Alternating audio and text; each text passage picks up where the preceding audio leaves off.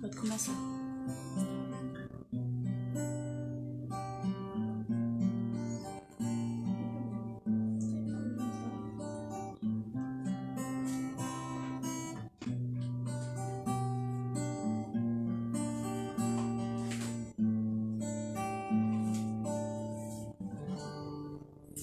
A graça e a paz de nosso Senhor e Salvador Jesus Cristo seja com todos, amados irmãos. Uma boa noite a todos.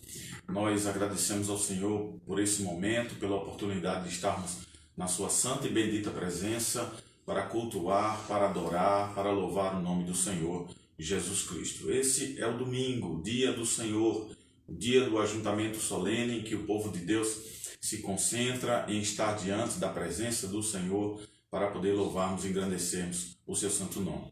Então, nós vamos dar início ao culto dessa noite. Você que está em casa nos acompanhe nas orações, nas leituras e também nos cânticos. E, claro, ouvindo a palavra do Senhor para nós essa noite. Vamos orar para sermos introduzidos agora no momento do culto ao Senhor nosso Deus. Oremos. Querido Deus e Pai Todo-Poderoso, nós te louvamos e te agradecemos pela tua graça e misericórdia dispensada sobre nós. Obrigado, Senhor, pela semana que passou, pela tua graça sobre nós, teu cuidado, pelo teu conforto e consolo nos momentos difíceis. Ó Deus, mas acima de tudo estamos com a tua presença no meio de nós. Nós te agradecemos pelo sustento, pelo pão de cada dia. Te agradecemos, ó Deus, porque Tu tem nos orientado conforme a Tua vontade, por meio da Tua palavra. Obrigado pelo dia de hoje, por estarmos na Tua presença, pela vida da Tua igreja, pela vida dos Teus servos e servas, por todos aqueles que nos acompanham e ouvem a palavra do Senhor. Ó Deus, nos orienta, continua nos instruindo, iluminando a nossa mente em todo momento deste culto, em toda a liturgia, naquilo que iremos fazer quanto ao prestar serviço ao Senhor, nos louvores, na adoração e na Tua palavra. Precisamos estar cultuando a Deus em espírito e em verdade. Esse é o chamado do Senhor Jesus Cristo para aqueles que são adoradores do Senhor. Ó Pai querido, nós te pedimos que o Senhor ilumine o nosso coração, a nossa mente com a graça do Teu Espírito Santo, para fazermos tudo conforme a Tua vontade. É em nome de Jesus que nós te oramos e agradecemos por tudo. Amém. Eu convido você agora a estar lendo a palavra de Deus. Você vai abrir a sua Bíblia no Salmo de número 14 e nós vamos fazer a leitura da palavra do Senhor. Abra a sua Bíblia no Salmo de número 14. Salmo de número 14 e nos acompanhe na leitura da sua palavra. O Salmo de Davi, escrito ao mestre de canto, para ser entoado por todo o povo. Salmo de número 14, baseado lá no Salmo 53, de 1 a 6, diz assim a palavra do Senhor. Ao mestre de canto, Salmo de Davi, diz o insensato no seu coração, não há Deus. Corrompem-se e praticam abominação, e já não há quem faça o bem. Do céu olha o Senhor para os filhos dos homens, para ver se há quem busque a Deus. Todos se extraviaram e juntamente se corromperam. Não há quem faça o bem, não há nenhum sequer. Acaso não entendem todos os obreiros da iniquidade que devoram o meu povo, como quem come pão, que não invocam o Senhor? Tomar-se-ão de grande pavor, porque Deus está com a linhagem do justo. Meteis a ridículo o conselho dos humildes, mas o Senhor é o seu refúgio. Tomara de Sião viesse já a salvação de Israel, quando o Senhor restaurar a sorte do seu povo. Então exultará Jacó, Israel se alegrará. Amém. Louvado e bendito seja o nome do Senhor em todas as coisas. Convido você a estar louvando o nome do Senhor Jesus Cristo, abrindo o seu inário na sua casa, o inário que está em algumas Bíblias, ou propriamente apenas o inário. Abra lá no hino de número 198, onde temos como título do novo cântico Salvação Graciosa. Hino de número 198 do nosso novo cântico. Abra e louve ao Senhor, acompanhe conosco nesse momento.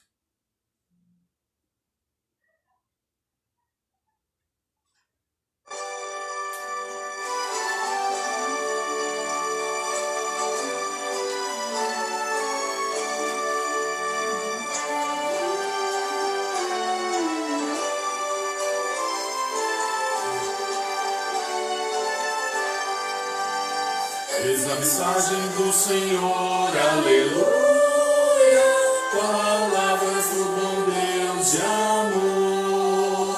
Cristo salva o pecador, aleluia, salva até por meio de um olhar. Olhar, com fé olhar, se olhar só a Jesus.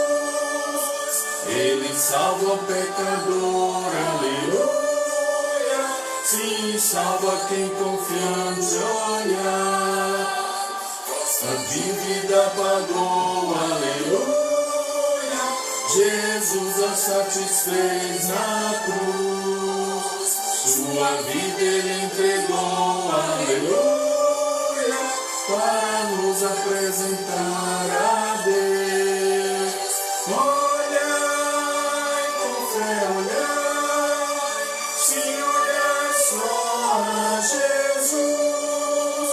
Ele salva o pecador, aleluia, sim, salva quem confiante olhar. Esta oferta Cristo faz, aleluia, eterna vida lá no céu. Redenção aqui vos traz, aleluia, convertei-vos já ao Salvador.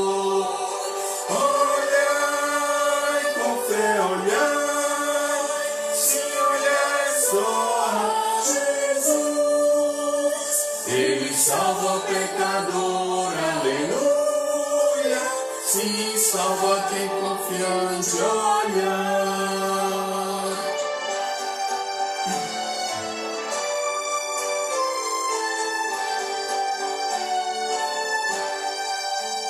Aceitai a salvação, aleluia, segui os passos do Senhor.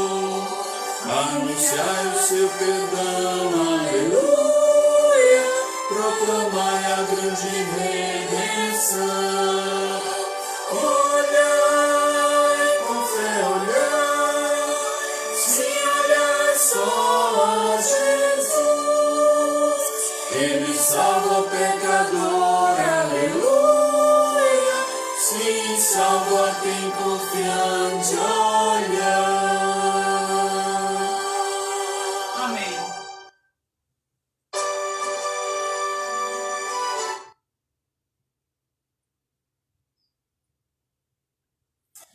Amém. Glória seja dada ao nome do Senhor, louvado e bendito seja o nome do nosso Senhor e Salvador Jesus Cristo. Logo depois do louvor, agora nós estamos passando ao momento de confissão e contrição. Eu quero convidar a você a acompanhar a leitura no Salmo 51, do verso 1 ao verso 7. Salmo de número 51, do verso 1 ao verso 7, diz assim a palavra de Deus. Tem misericórdia de mim, ó Deus, segundo a tua benignidade.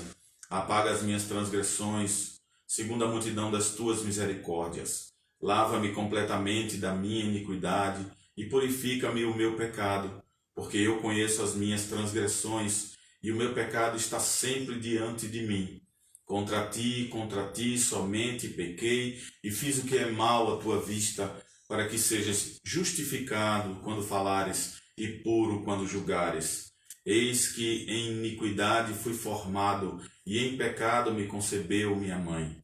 Eis que amas a verdade no íntimo, e no oculto me fazes reconhecer a sabedoria. Purifica-me com isopo e ficarei limpo. Puro assim ficarei mais branco do que a neve. Amém.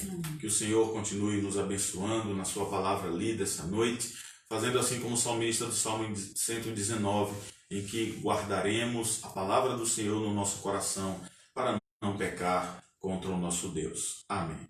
Vamos orar. Curve a sua fronte mais uma vez conosco no seu lar e vamos orar a oração de confissão e contrição ao Senhor. Querido Deus e Pai, nós continuamos na Tua santa e bendita presença através do Teu Filho Jesus Cristo, o qual nos concedeu essa graça. Ó Deus, nós estamos aqui confessando os nossos erros, as nossas falhas.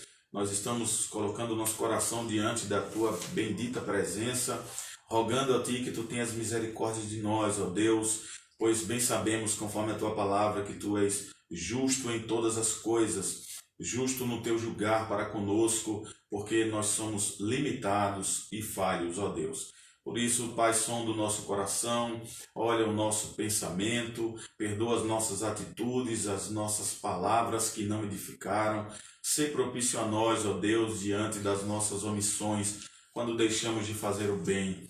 Ó Pai querido, sonda o coração do Teu povo, olha para o coração da Tua igreja, e Tu que sabes e conheces a cada um de nós intimamente, ó Deus, perdoa-nos das nossas falhas. Tem paciência conosco, Senhor, sê longânimo para com o Teu povo, para a glória e louvor do Teu santo nome. É o que nós te oramos agradecidos, pedindo que a paz e o Teu perdão seja conosco essa noite, em nome de Jesus. Amém. Amém. Muito bem, eu convido você a estar louvando conosco, louvando ao Senhor, com cânticos de adoração ao Senhor, nosso Deus.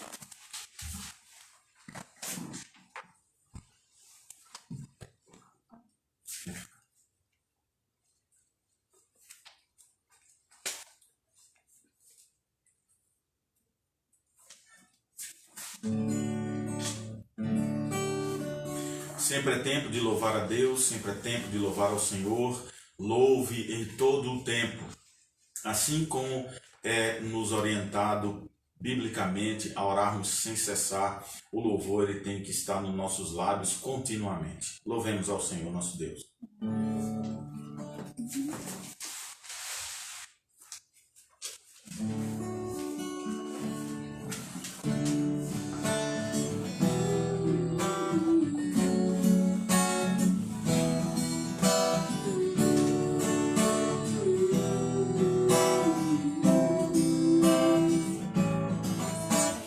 Hoje é tempo de louvar a Deus. Em nós agora habita Seu Espírito. Então é só cantar e a Cristo exaltar, e Sua glória encherá este lugar. Vem louvar, Sim, vem louvar. vem louvar, Sim, vem louvar. No meio dos louvores Deus habita. É Seu prazer cumprir o que nos diz. Então é só cantar e a Cristo exaltar, e Sua glória encherá este lugar. vem louvar, Sim, vem louvar. vem louvar. Sim, vem louvar. Vem louvar.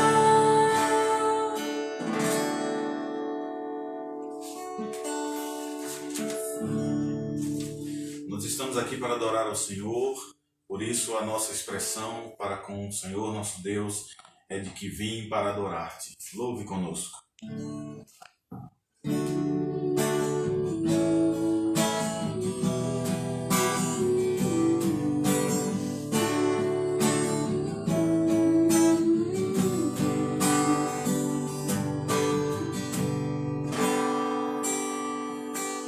Luz do mundo vieste à terra, pra que eu pudesse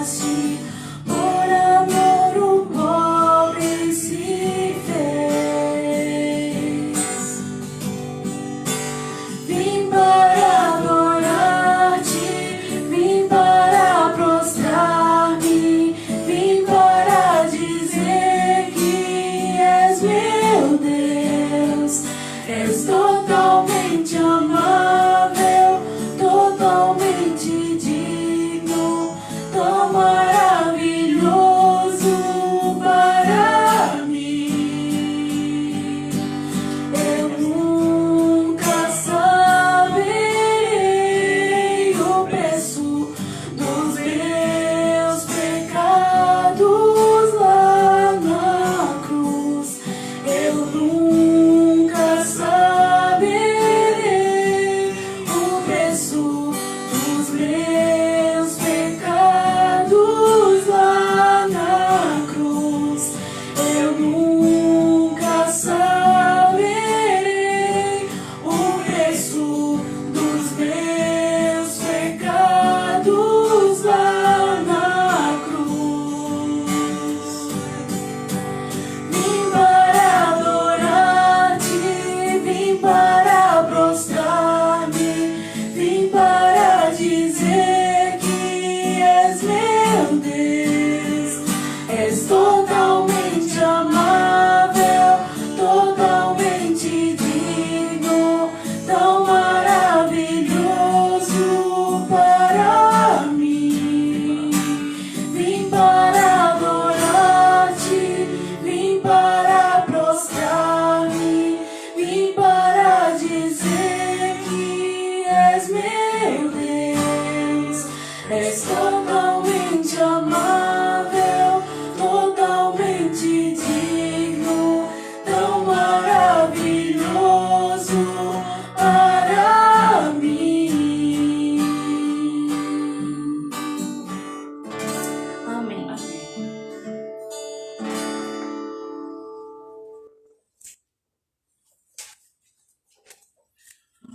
Amém, meus queridos irmãos.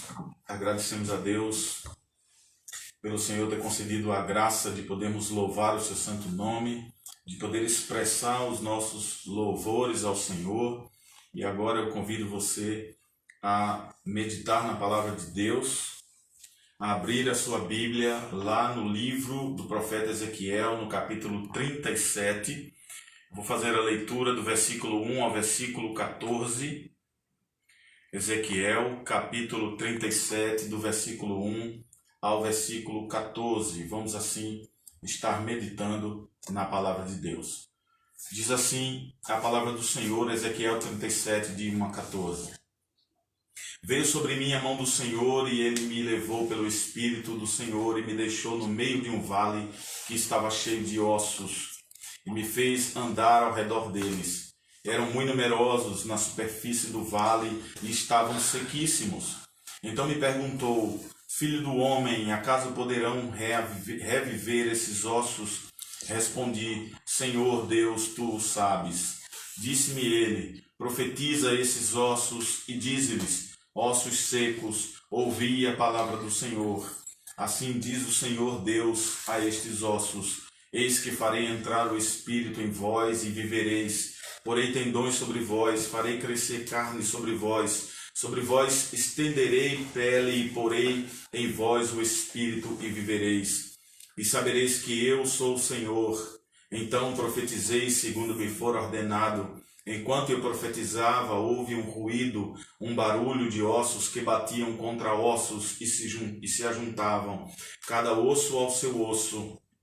Olhei e eis que havia tendões sobre eles, e cresceram as carnes, e se estendeu a pele sobre eles, mas não havia neles o Espírito. Então ele me disse: Profetiza ao Espírito, profetiza, ó Filho do homem, e dize-lhe: Assim diz o Senhor Deus: Vem dos quatro cantos o Espírito e assopra sobre esses mortos para que vivam. Profetizei como ele me ordenara, e o Espírito entrou neles, e viveram e se puseram em pé, um exército sobremodo numeroso. Então me disse: Filho do homem, estes ossos são toda a casa de Israel. Eis que dizem: os nossos ossos secaram e pereceu a nossa esperança. Estamos de todo exterminados. Portanto, profetiza e dize-lhes: Assim diz o Senhor Deus: Eis que abrirei a vossa sepultura e vos farei sair dela, ó povo meu, e vos trarei a terra de Israel. Sabereis que eu sou o Senhor, quando eu abrir a vossa sepultura e vos fizer sair dela, ó povo meu. Porém em vós o meu espírito e vivereis, e vos estabelecerei na vossa própria terra. Então sabereis que eu, o Senhor, disse isso e o fiz, assim disse o Senhor. Amém. Que Deus nos abençoe na sua palavra lida, meus irmãos, essa noite. Oremos ainda. Pai querido, nós te agradecemos pela tua palavra e te rogamos que o Senhor tenha misericórdia de nós nesse momento e que o Senhor use a sua palavra conforme lhe apraz para aqueles que ouvem e possam ser alcançados pela tua graça e pela tua misericórdia para a salvação. Adverte, ó Deus, também a tua igreja, a cada um de nós nos nossos corações, segundo a tua vontade. É o que nós te oramos agradecidos no santo nome de Jesus. Amém. Queridos irmãos, está aqui um texto escrito pelo profeta Ezequiel, onde esse profeta era um sacerdote filho de Buzi, com aproximadamente ali 22 anos de idade, tempo em que foi chamado para profetizar durante o exílio do povo judeu na Babilônia. O profeta Ezequiel exerceu sua atividade entre os anos 593 a 571 a.C., e diz a tradição que ele fundou uma escola de profetas onde ensinava a lei à beira do rio Quebar, que corta a cidade da Babilônia. Era da família de Zadok, quando junto com o rei, num certo período, e também 10.000 judeus que estavam com eles, foram levados para a Babilônia no ano 598. 5 anos depois, o profeta foi chamado para o ministério. O nome de Ezequiel tem o significado de fortalecido por Deus.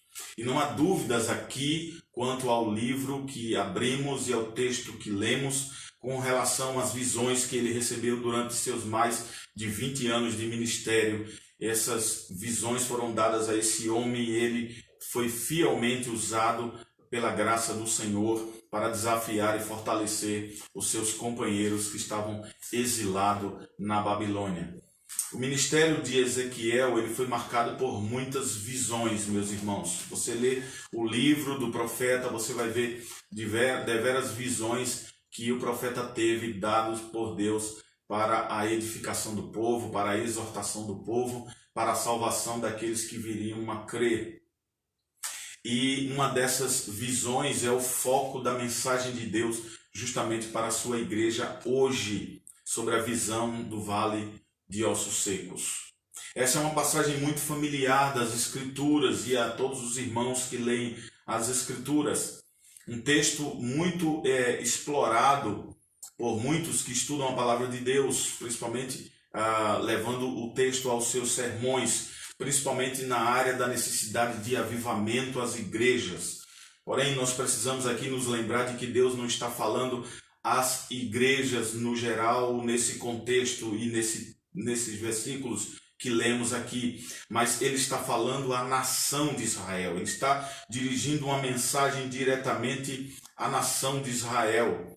E aí está a base no versículo 11, quando Deus está falando para Ezequiel e ele diz assim: então me disse, filho do homem, esses ossos são toda a casa de Israel.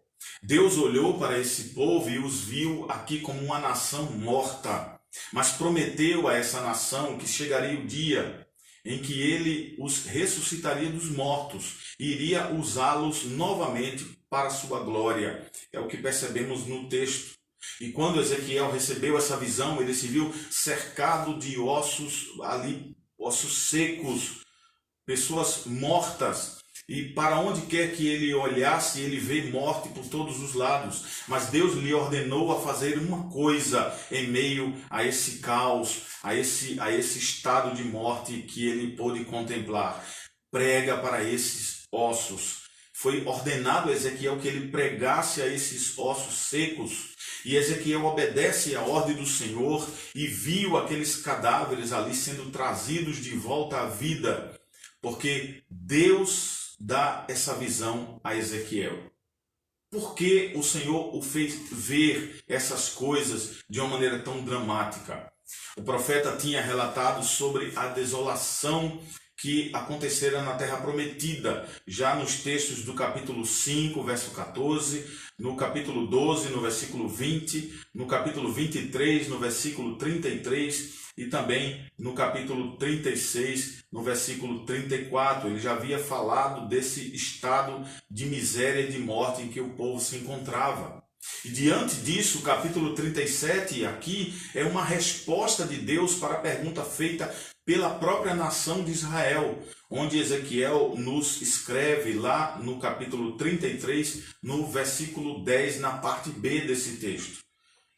Quando diz o texto: visto que as nossas prevaricações, diz esse povo, e os nossos pecados estão sobre nós, e nós desfalecemos neles, como, pois, viveremos? E a resposta de Deus para Ezequiel é essa visão do vale dos ossos secos. A resposta para o próprio povo, que aqui nesse texto pergunta a Deus, visto que as nossas prevaricações, nossos pecados estão sobre nós, e acabaram por matar a esse povo, por destruir a esse povo, eles estão desfalecendo nesses pecados, nessa situação, e a pergunta final é: como, pois, viveremos? E Deus responde com o escrito de Ezequiel no capítulo 37.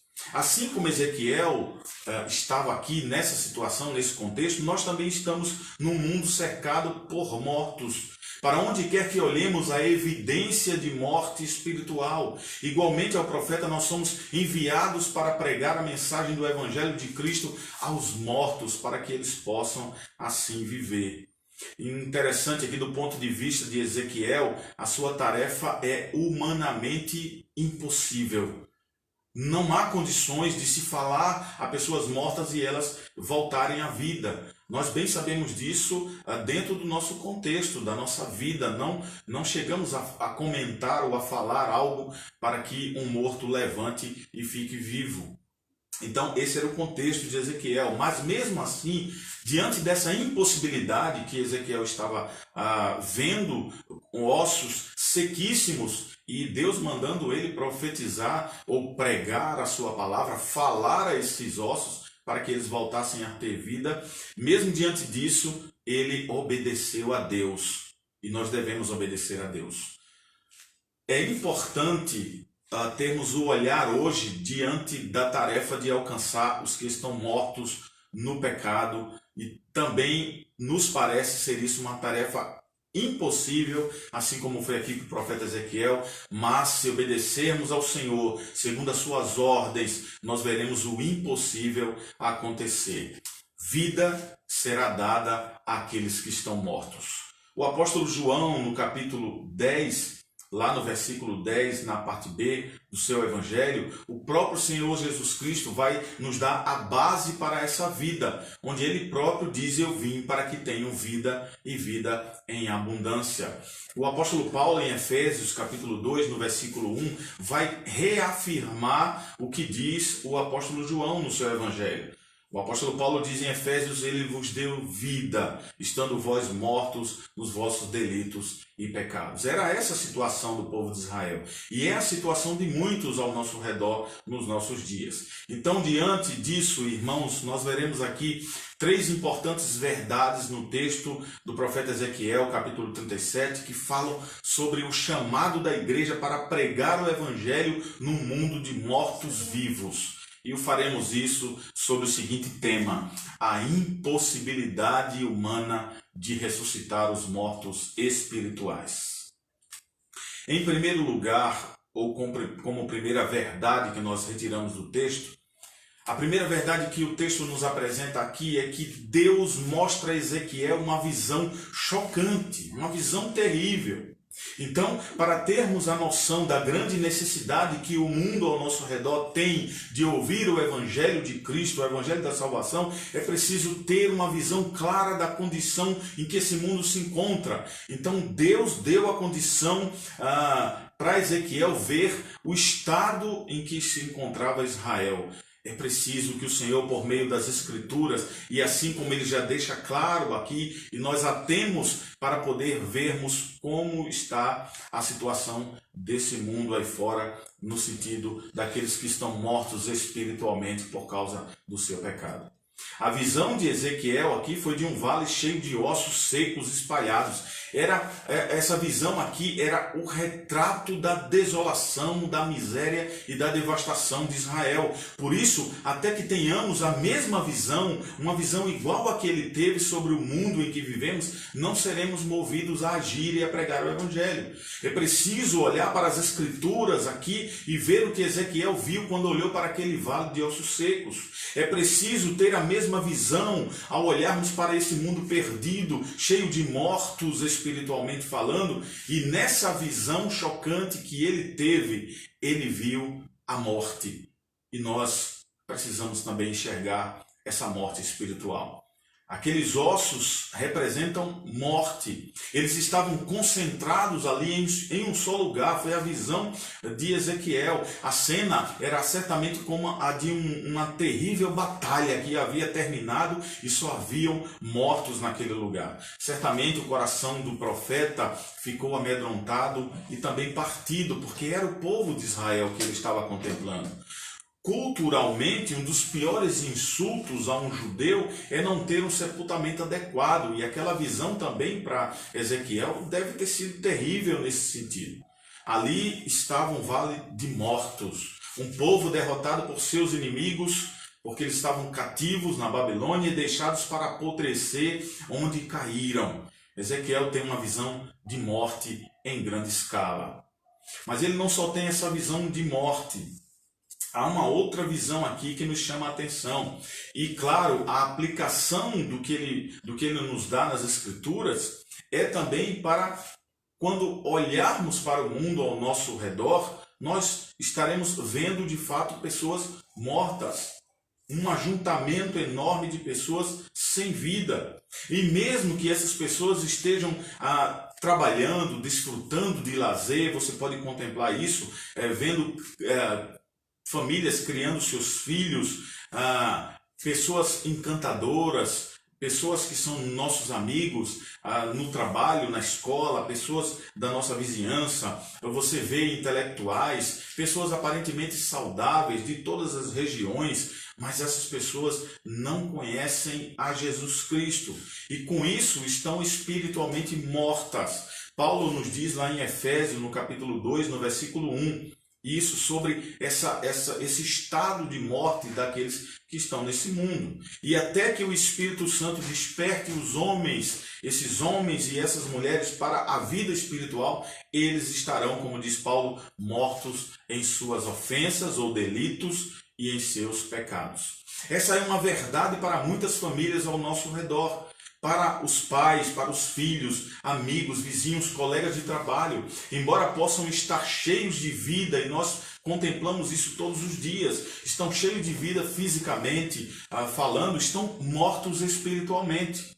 O Evangelho de Mateus vai nos asseverar essas palavras, quando lá no capítulo 8, no versículo 22, no diálogo de Jesus com um jovem que estava para sepultar o seu parente mais próximo, Jesus falando com ele respondeu, quando ele precisava enterrar o seu morto e seguir a Jesus, e Jesus responde, porém Jesus disse, segue-me, mas deixa os mortos o sepultar os seus próprios mortos. Então, ele está falando aqui de uma cegueira espiritual, de uma morte espiritual.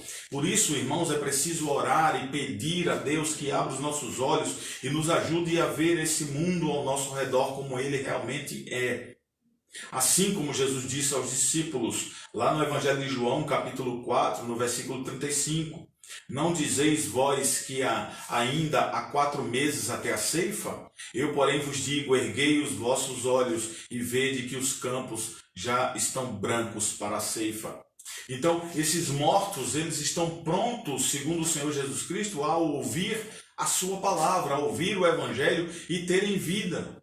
Por isso a necessidade de vermos o mundo como ele realmente está, da maneira como realmente ele se encontra. Então, Ezequiel vê esse estado de morte diante dele. E nós precisamos ver, enxergar esse estado de morte ao nosso redor.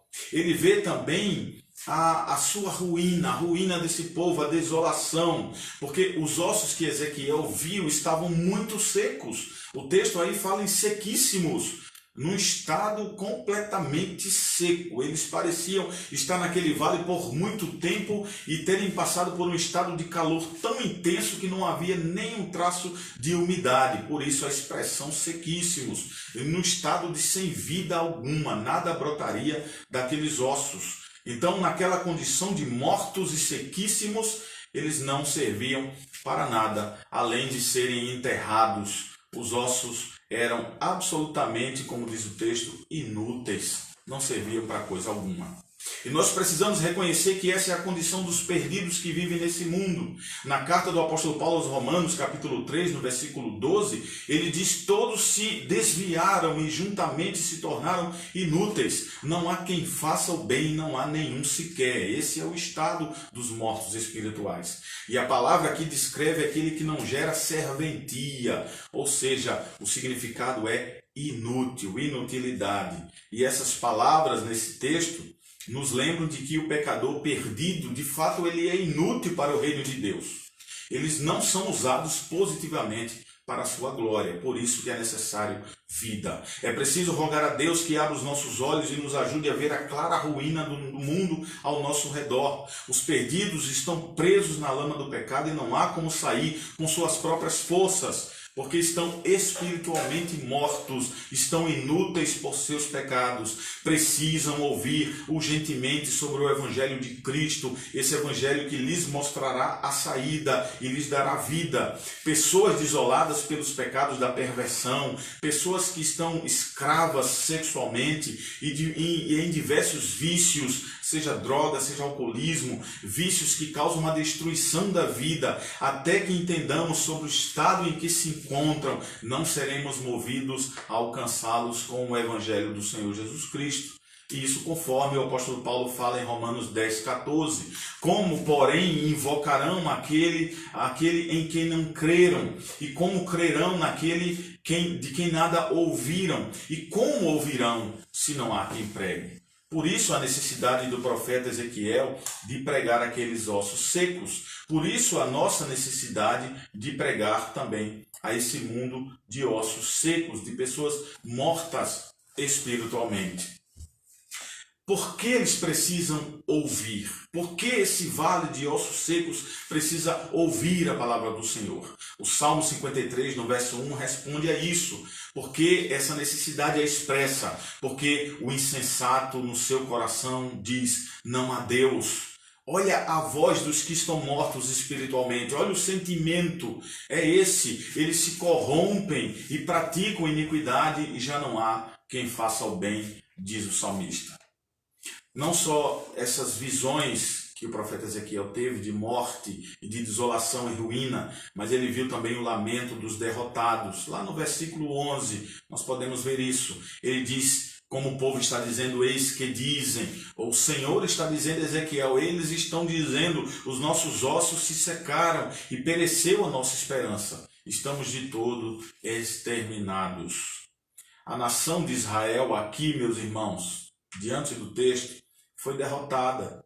Tinham chegado a um lugar onde não havia saída. Assim é a visão daqueles que estão também no mundo. Em um lugar em que não há esperança, que não há vida, não há futuro. Ou seja, eles não estavam vivos. Eles estavam apenas existindo. Ezequiel viu a desesperança desse povo e foi movido por ela a pregar a palavra do Senhor. A Bíblia descreve os perdidos ao nosso redor como aqueles sem esperança e sem Deus no mundo, conforme Efésios capítulo 2, versículo 12. Assim diz o apóstolo Paulo: naquele tempo estáveis sem Cristo, separados da comunidade de Israel e estranhos às alianças da promessa, não tendo esperança e sem Deus no mundo. Eis aqui a constatação da situação daqueles ossos e da situação daqueles que estão no mundo ao nosso redor hoje.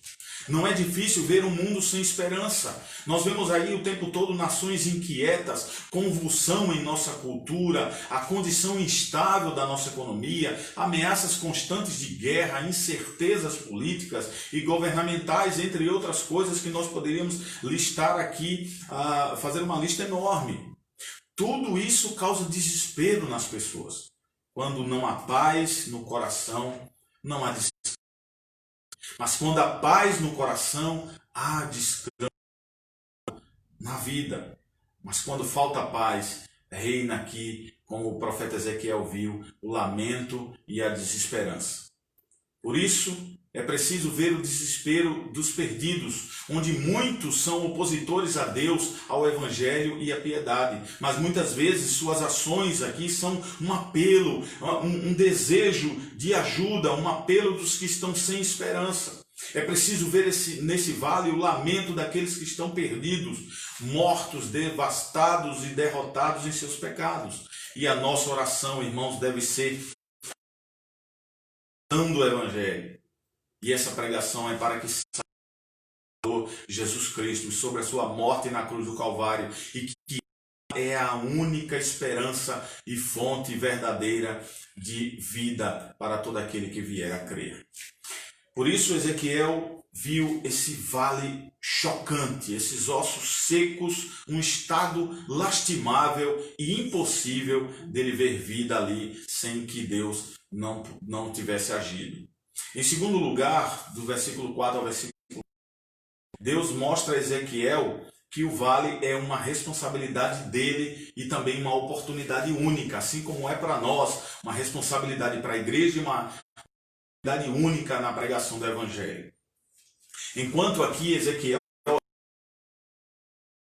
Deus falou para o profeta e lhe disse o que ele devia fazer. Ezequiel soube que tinha aqui agora uma responsabilidade pessoal com aquele vale de ossos secos. A mesma responsabilidade e oportunidade que está sobre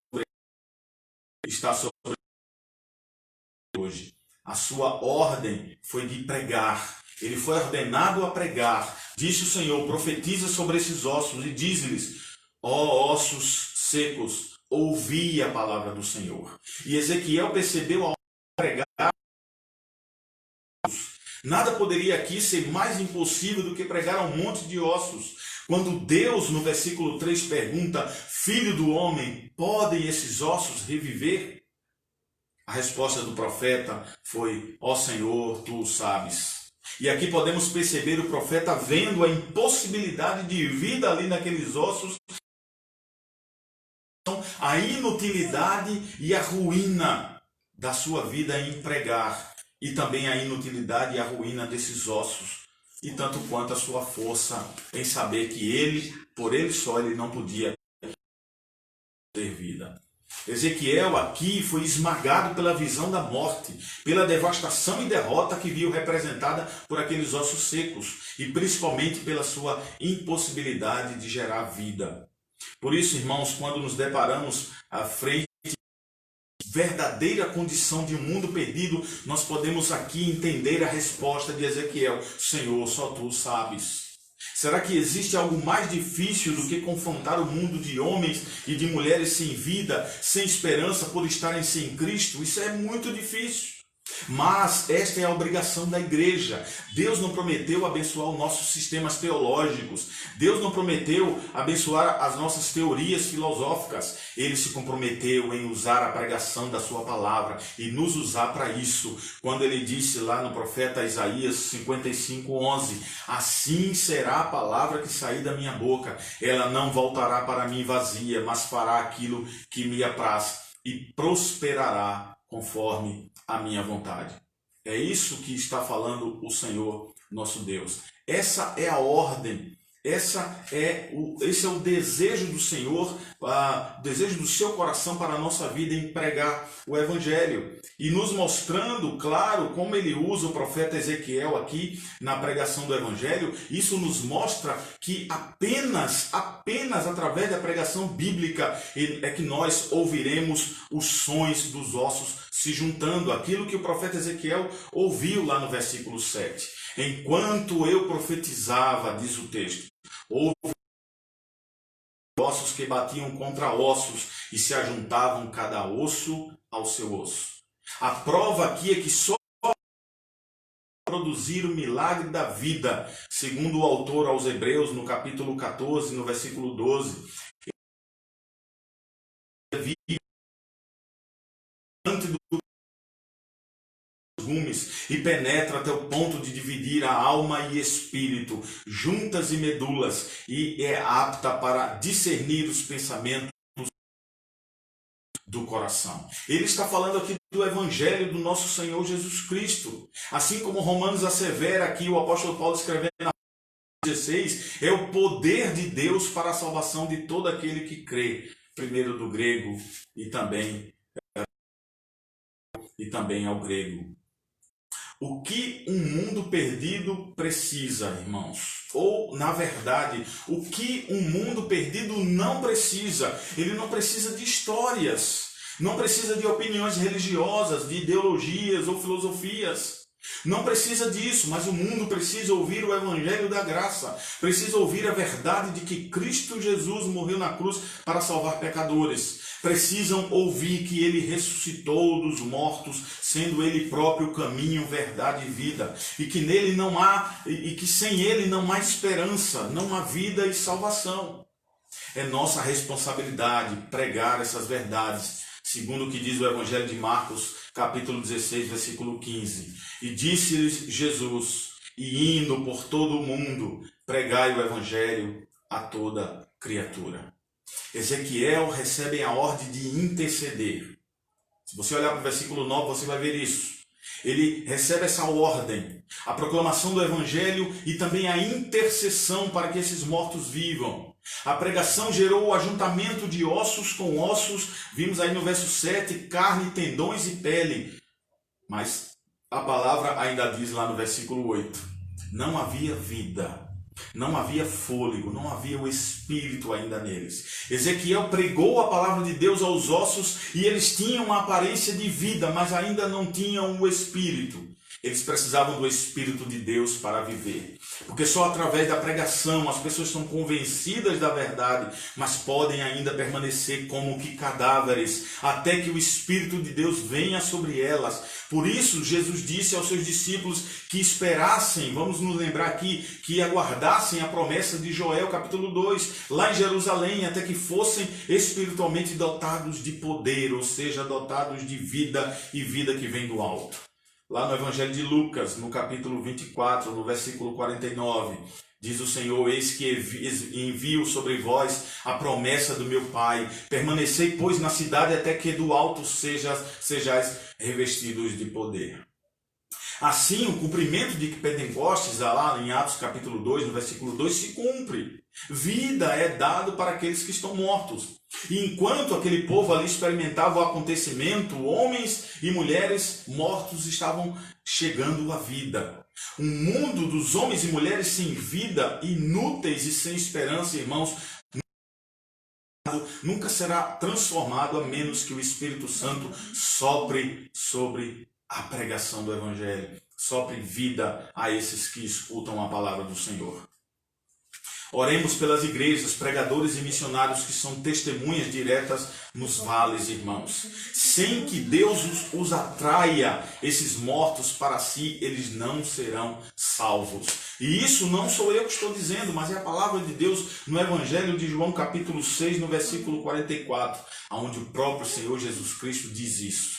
Ninguém pode vir a mim se o Pai que me enviou não trouxer, porque eu o ressuscitarei no último dia. Então, essa é a palavra de Deus. Isso é o que o Senhor está dando para nós essa noite, para pregarmos a palavra do Senhor em meio a impossibilidades. E por último, aqui do versículo 10 ao versículo 14, o profeta Ezequiel não apenas ele viu as ações que aconteciam naquele vale, toda aquela desolação, toda aquela morte, mas ele vê agora uma ressurreição sobrenatural da parte de Deus. Sobre a pregação e oração de Ezequiel, o Senhor fez o sobrenatural. Coisas incríveis acontecem quando Deus dá vida aos ossos que estão mortos. O verso 10, ele nos mostra como eles foram vivificados, como eles reviveram, como eles ficaram em pé. Esses cadáveres foram animados, trazidos de volta à vida, enquanto o profeta observava espantado aquele vale de ossos secos ganha vida pelo poder de Deus. E isso mesmo acontece se obedecermos ao Senhor na pregação do Evangelho. Pregando o Evangelho no poder do Espírito Santo, pela graça do nosso Senhor Jesus Cristo. E Ele certamente nos assegura que, o que diz o apóstolo João no capítulo 6, versículo 33, nos assegura de que é o Espírito que vivifica. A carne para nada aproveita. As palavras que eu vos disse são Espírito e são vida. Mesmo que um homem bom e religioso, como foi Nicodemos, por exemplo, no diálogo com Jesus sobre salvação e sobre vida, e ali o texto nos mostra o quanto ele estava cego no pecado, ele não podia ainda ver o reino de Deus, ele não entendia a palavra espiritualmente do Senhor, ele não podia entrar no reino de Deus tendo aquele conhecimento limitado que ele tinha, ele nascido em pecado, ele não poderia jamais herdar o reino do Senhor. Até que fosse vivificado, até que o Senhor usa a expressão no texto, até que ele nascesse de novo, até que tu, Nicodemos, nasça novamente. E o entendimento dele é daquele de fato que não tem vida, que não percebe as coisas espirituais. Então, Senhor, eu tenho que voltar para o ventre da minha mãe? De jeito nenhum, ele não estava entendendo, não era para voltar para o ventre da mãe para nascer novamente, mas era nascer do alto, nascer de Deus, nascer do poder de Deus, nascer da graça de Deus, nascer da salvação do Senhor. Esse sim é o novo nascimento, é um evento sobrenatural, vertical, é de Deus para com o homem, realizado por Deus, vindo do alto, é um evento soberano, único, apenas realizado pelo Senhor e não por homens. Eles foram animados, eles, como diz o texto aqui de puseram-se de pé. Deus os trouxe à vida, os fazendo ficar em pé diante do profeta. Deus tira o homem da morte e do pecado para uma nova vida em Jesus Cristo. O versículo 14 vai encerrar aqui a palavra de Deus e o incentivo, o estímulo para nós pregarmos o evangelho de poder em Cristo, não pela minha sabedoria ou pela sua sabedoria, não por aquilo que temos dentro de nós como que fosse algo bom, não, é pela palavra de Deus que as pessoas são salvas. Versículo 14, Ezequiel vê como eles têm vida e vida eterna, não uma vida passageira, mas vida por toda a eternidade. Quando ele nos diz por meio da sua palavra, e porei em vós, diz o Senhor, o meu espírito, e vivereis, e vos porei na vossa terra, e sabereis que eu sou o Senhor, disse isto e o fiz, diz o Senhor. Essa é uma promessa, irmãos, à nação de Israel, de que eles serão restaurados em sua terra e receberão suas bênçãos novamente.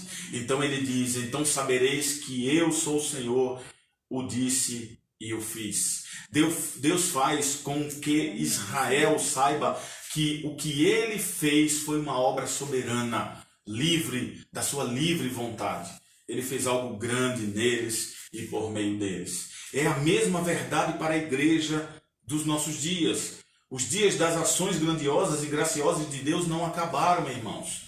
O tempo da renovação não passou, ainda é tempo. Deus ainda é o mesmo. Deus sempre é aquele que sempre foi, é aquele que é aquele que sempre será. E Ele faz as coisas do seu jeito, soberanamente se cumprir. E para cumprir a sua vontade nesse mundo. É preciso buscar o Senhor hoje. É preciso pedir a Ele, como igreja, a consciência da visão dos perdidos, conforme o profeta Ezequiel aqui no seu texto. É preciso alcançá-los com o Evangelho, serem preenchidos com seu Espírito, para conhecerem a Jesus e terem vida. Eu quero concluir essas palavras essa noite, nessa mensagem de Deus para nós e para você que nos ouve. Quando você olha para o mundo, o que é que você vê? O que é que você consegue enxergar desse mundo caído? Nós vemos um vale de ossos secos e isso precisa nos incomodar. Lembrar que se não for pela graça de Deus e pelo seu evangelho da salvação, esse mundo continuará morto nos seus delitos e nos seus pecados. Mas assim como o Senhor estendeu a mão para nós com graça e misericórdia e salvou a nossa alma da morte eterna, Ele o faz com esse mundo caído e desolado. Esses ossos podem viver? Sim, eles podem viver. A missão da igreja, a missão dada à igreja, às vezes parece impossível, assim como foi a visão que Ezequiel teve da impossibilidade para ele.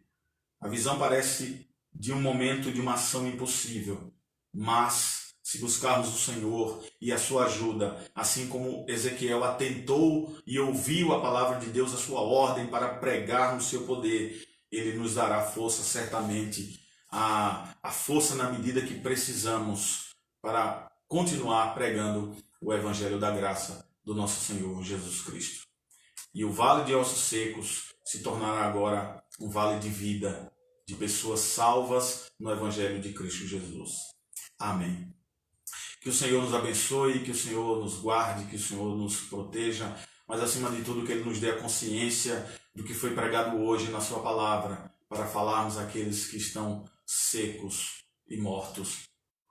Precisamos usar o Evangelho de Deus, usar essa ferramenta poderosa que é o Evangelho da graça do nosso Senhor Jesus Cristo, para pregar a esse mundo caído, no santo nome de Jesus.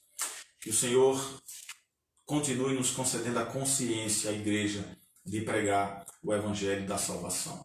Queridos irmãos, eu convido você a estar orando nesse momento, fazendo a oração final juntamente comigo. Logo depois estaremos aqui impetrando a bênção apostólica. Ore conosco. Querido Deus, obrigado pela tua graça e misericórdia, pelo teu amor, pelo teu cuidado, pela tua soberana chamada à tua igreja a pregar o Evangelho. Obrigado pela tua palavra, Senhor, para a glória de Cristo. Que nós possamos ser usados para a glória do teu nome na pregação do Evangelho. Nos dá uma semana de paz, de graça, de misericórdia, de presença em tua presença, ó Deus. Nos ajuda a estarmos nas nossas devocionais, leitura da tua palavra e oração, intercedendo uns pelos outros, rogando por aqueles que estão enfermos e rogando pela igreja de Cristo. Rogando também a Deus que nos use para trazer vida ao vale de ossos secos. Em nome de Jesus nós te pedimos as tuas bênçãos para a glória do teu nome. Amém.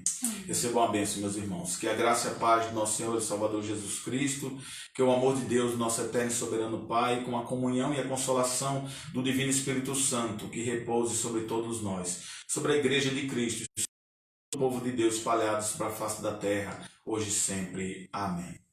Uma boa noite a todos. Deus os abençoe e uma boa semana na presença de Cristo. Amém.